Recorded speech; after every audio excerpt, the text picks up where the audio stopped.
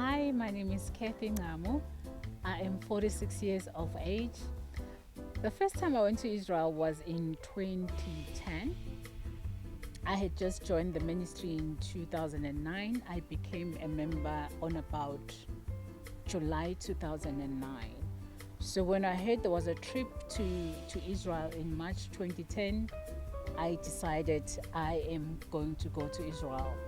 And the first time I went, it wasn't just much about Israel. It was just much about the man of God that I have just met, and I was just excited to travel with him. That's why I found myself in Israel.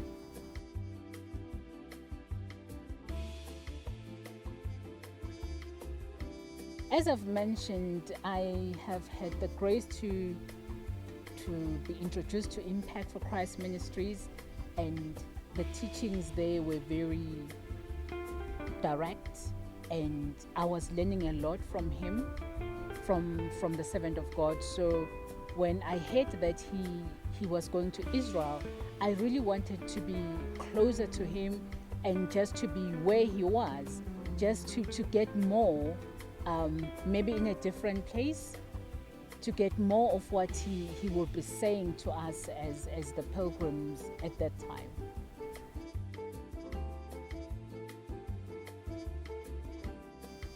Israel has changed my life in so many ways.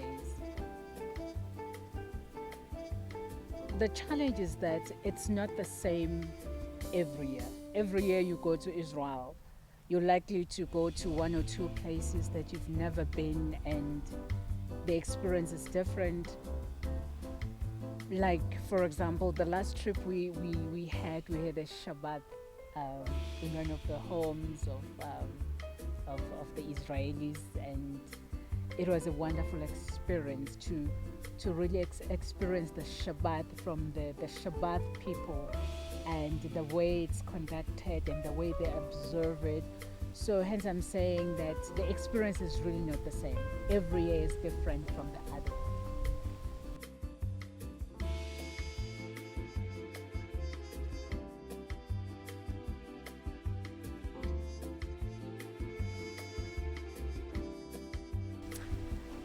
I don't have one place. I've got two places that really makes me connect to the Holy Land. It's the Wailing Wall in Jerusalem, and definitely the ancient Shiloh, where Prophet Samuel his birth was prophesied by Priest Eli. That definitely connects to me.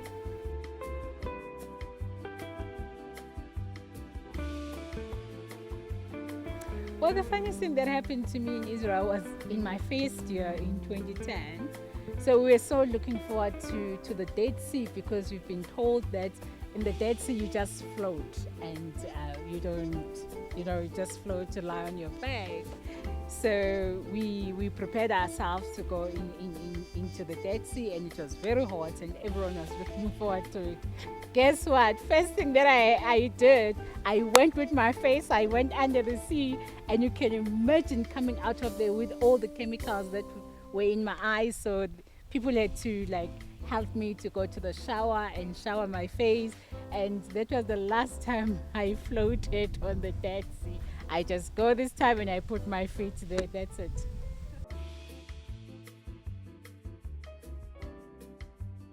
Well, the strangest thing for me, it's really strange, and it is a miracle. This is in 2018. We go for baptism in River Jordan, and the man of God normally will baptize us. So I was one of the people that was right at the end, and I went in there, and before he put me down into the water, he speaks to me, and he speaks a prophecy over my life. And then he puts me down into the water. And honestly, I can never forget that day, because I said to myself, Lord, I've been coming to this country, and this is my 9th time coming into this country. Now I've received this prophecy.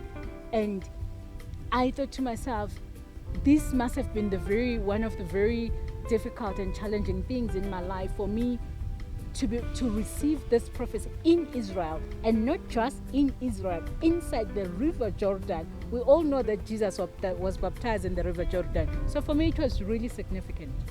It still amazes me today.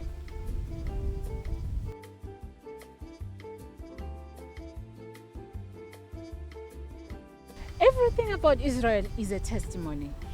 The fact that God has allowed me to go to Israel 10 consecutive years, that alone is a testimony. And I've always said to people, I do not remember in any of those years, I do not remember myself saving money to say I'm going to Israel. When the man of God declares and that I'm going to Israel in August, whether I have 5 rand in the bank account or I have 10 rand, I say, God, I'm going to Israel. The rest is up to you. And I promise you, come August, I will be in Israel. For me, that's the most amazing thing about the land. That's when I realized that the land is divine.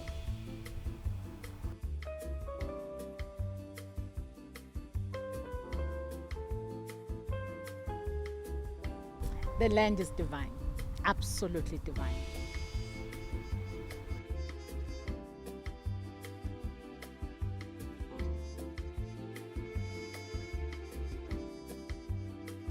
Go to Israel. You go the first time, you go the third time, the fourth time, the land starts to connect with you. I will tell you the last time, towards the end of the trip, you start missing home and all of that. But for the first time on my 10th year in Israel, I did not miss home. That was very strange. And when I was at the airport, my heart was sore. It was so that I'm actually going back to my country. And I started having that feeling of, oh, I can understand what it meant when the tribes went up to Jerusalem for feast and they have to go back to their places. The feeling of leaving the temple. I just think that for the first time I felt that last year. I got into the plane and my heart was still so that I was leaving Israel.